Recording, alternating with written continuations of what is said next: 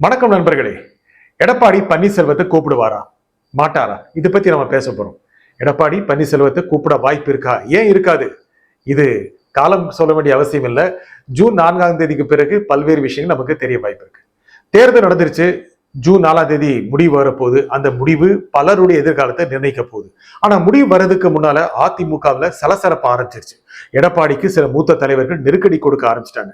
தேர்தல் முடிஞ்ச பிறகு எடப்பாடி கூட்டத்தை கூட்டினாரு. அதுல சில மாவட்ட செயலாளர்கள், சில மூத்த நிர்வாகிகள் கலந்துக்கிட்டாங்க.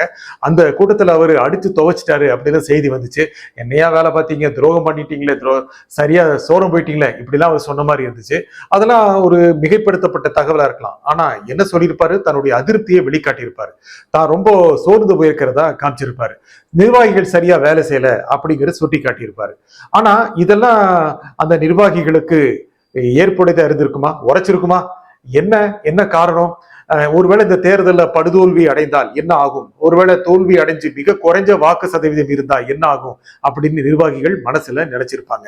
அதனால சரியா வேலை செய்யாம கூட போயிருப்பாங்க. ஆனா அதுக்கு பிறகு என்ன நடக்கும் அப்படிங்கறத பத்தி கூட நிர்வாகிகளுக்கு, மாவட்ட செயலாளர்களுக்கு நல்லா தெரிஞ்சிருக்கும். இந்த தேர்தலில் என்ன ஆகும் அப்படின்னு பல்வேறு அம்சங்களை நாம் யோசிப்போம். இந்த தேர்தல் நடந்து முடிந்த மக்களவை தேர்தல், தமிழ்நாட்டில் நடந்து முடிந்த மக்களவை தேர்தல், இதனுடைய முடிவு ஜூன் 4ஆம் தேதி வரலாம். இந்த தேர்தலில் அதிமுக அடிச்சு தூக்கிறோம் அப்படிலாம் சொல்ல முடியாது. கிட்டத்தட்ட ஒரு இடம் 2 இடம் கிடைத்தால் கூட எடப்பாடிக்கு மிகப்பெரிய வெற்றி. ஆனா அது சாத்தியமாகுமா அப்படிங்கிறது மிகப்பெரிய சந்தேகம். திமுக கடந்த முறை இருந்த மாதிரியே ஒரு மாபெரும் வெற்றி பெறக்கூடிய வாய்ப்பு இருக்கு. சரி, அதிமுக 2ஆம் இடத்தை பெறுமா, 3ஆம் இடத்தை பெறுமா?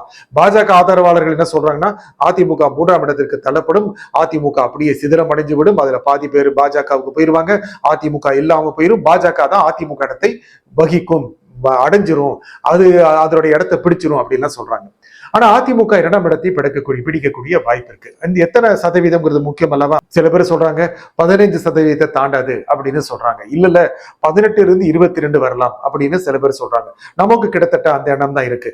20% அதிமுக தாண்டக்கூடும். 25 தாண்டிட்டா எடப்பாடி ரொம்ப உறுதியா நின்றுவாரு. 20க்கு குறைஞ்சிட்டா மற்ற தலைவர்கள் எல்லாம் மெதுவா தலை தூக்க ஆரம்பிச்சிருவாங்க. இப்பவே அதற்கான அறிகுறிகள் தெரிய ஆரம்பிச்சிருக்கு. நடந்து முடிந்த ஒரு கூட்டத்திலேயே எடப்பாடிக்கு மிக சரியான பதில்களை நிர்வாகிகள் தரல. அதே மாதிரி எடப்பாடி பழனிசாமிக்கும் செங்கோட்டையனுக்கும், மூத்த தலைவர் செங்கோட்டையனுக்கும் நடந்த பேச்சுல கூட ஏதோ கொஞ்சம் அரசல் புரசலா இருந்தது, உரசல் இருந்துச்சு அப்படின்னு கூட சொன்னாங்க. இது என்ன ஆகும்? தேர்தலுக்கு பிறகு ஒருவேளை 20% கீழ் அதிமுக போய்விட்டால் எடப்பாடி நிலைமை என்ன ஆகும்? இல்லைங்க, தலைவரை மாத்திருவாங்க அப்படின்னு சொல்றாங்க. அப்படி இல்லை, எடப்பாடி சும்மா தலைமை பொறுப்புக்கு வந்துடல. அவரு வந்த விதம் பல்வேறு காரணங்களை சொல்லி காட்டுறதா இருக்கலாம். முக்கியமாக கூவத்தூர்ல நடந்த பல்வேறு அம்சங்கள், எந்த அளவுக்கு அவருக்கு அந்த பதவி கிடைச்சது, முதலமைச்சர் பதவி கிடைச்சது, அவர்கிட்ட நல்ல பசை இருந்துச்சு, நிறைய சட்டப்பேரவை உறுப்பினர்களை தன் பக்கம் ஒட்ட வச்சுட்டாரு, இதெல்லாம் சொல்லுவாங்க. ஆனால் கிட்டத்தட்ட 4.5 ஆண்டு காலம் அவர் ஆட்சி இருந்திருக்கிறாரு, முதலமைச்சர் இருந்திருக்கிறாரு.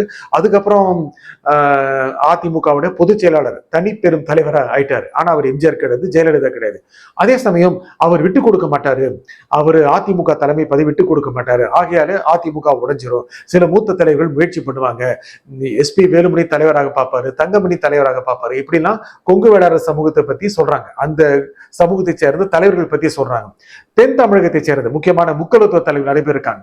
டாக்டர் விஜயபாஸ்கர் இருக்காரு, செல்லூர் ராஜ் இருக்கிறாரு, ராஜ செல்லப்பா இருக்கிறாரு. இவங்க என்ன பண்ணுவாங்க? இவங்க அந்த பதவிக்கு போட்டியிட மாட்டாங்களா? இந்த மாதிரி நிலைமை வரலாம்.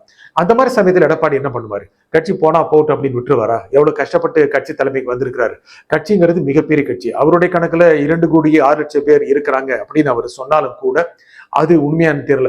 1.5 கோடி பேர் இருக்க வாய்ப்பு இருக்கு. இல்லைங்க, 1 கோடி பேர் இருக்கவே வாய்ப்பு இருக்கு. 90 லட்சமே இருக்கட்டுமே. அதிமுக தொண்டர்கள் அதிமுக பக்கம் ரொம்ப உறுதியா இருக்காங்க. அதிமுகவுக்கு வாக்களிப்பவர்கள் தான் சில இடங்கள் மாறுறாங்க. திமுக சில சமயம் போடுறாங்க, சில சமயம் வேற கட்சிகளுக்கு போடுறாங்க.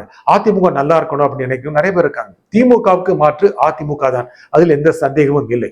அப்படி இருக்கும்போது அப்படியே விட்டுட்டு தலைவர்களும் போயிட மாட்டாங்க, தொண்டர்களும் போயிட மாட்டாங்க. அப்படின்னு அந்த கட்சியை எப்படி வலுப்படுத்துறது, என்ன முடிவு எடுப்பாங்க? அந்த நிலைமையில பார்க்கும்போது எடப்பாடி பழனிசாமி மீண்டும் பிரிந்தவர்களை தேடுவார். நேரடியாக சொல்ல போனா பன்னீர்செல்வத்தை அவர் நாடுவார் அப்படின்னு சொல்லலாம். ஏன் அப்படின்னா, மறுபடியும் பழையபடி வந்துருங்க, நம்ம ஒன்னா சேர்ந்து பயணம் போலாம் அப்படின்னு பன்னீர்செல்வத்திற்கு எடப்பாடி சொல்லக்கூடிய வாய்ப்புகள் இருக்கு. எடப்பாடி கூப்பிட்டா பன்னீர் சும்மா இருப்பாரா? ஏற்கனவே பன்னீர் கொஞ்சம் பிளெக்சிபிளான ஆளு, விட்டு கொடுத்து இருக்கிறவர் தான். அதிமுக ஒரு பதவி வேணும், பழையபடியே ஒருங்கிணைப்பாளர் பதவி வரும், பல்வேறு அம்சங்களை இணையாக கையெழுத்து போடக்கூடிய அதிகாரம் வரும் அப்படின்னா ஓபிஎஸ் வேண்டாம்னு சொல்லிடுவாரா? ஏத்துக்குவார். சரி, ஏத்துக்கிறாரு வச்சுக்குவோம். ஓபிஎஸும் இபிஎஸும் ஒன்னா மறுபடியும் பயணம் போறாங்க. இரண்டு பேரையும் சார்ந்து இருக்கின்ற சமூக மக்கள், கொங்கு வேளாளர், முக்கலத்து சமூக மக்கள் அதிமுக மறுபடியும் ஒன்றிணைந்து ஒரு பலம் வாய்ந்த ஒரு அமைப்பாக அதிமுக மாறும் வச்சுக்குவோம். அடுத்த தேர்தல் வருதுல 2026, 2 வருஷம் அப்படிலாம் இல்ல, இப்போ பார்க்க போனா 1 வருஷம் 10 மாசம் தான், அதுக்குள்ள தேர்தலுக்கான அம்சங்கள் எல்லாம் வேலை துவங்கிடும். இந்த காலகட்டத்துல யார் அடுத்த முதலமைச்சர் வேட்பாளர் அப்படிங்கிற பிரச்சனை வரும் இல்ல, அதுதானே முக்கியம். எடப்பாடி தான் தான் சொல்லுவாரா, ஓபிஎஸ் தான் தான் சொல்லுவாரா? ஈஸியா அதை சால்வ் பண்ணிடுவாங்க. தேர்தலில் ஒன்னா போட்டிட்டு போடுவோம், தேர்தல் முடிஞ்ச பிறகு யார் முதலமைச்சருங்கிறது எம்எல்ஏ சொல்றவங்களை வச்சு முடிவு பண்ணிக்குவோம் அப்படின்னு அவங்க சொல்லக்கூடிய வாய்ப்புகள் இருக்கு. இந்த செட்டப் எல்லாம் நடக்கக்கூடிய வாய்ப்புகள் அதிகமா இருக்கு. ஆகையால எடப்பாடி ஓபிஎஸ்க்கு அப்படியே ஒரு தூது அனுப்புவாரு, ஓபிஎஸும் வந்துடக்கூடிய வாய்ப்பு இருக்கு.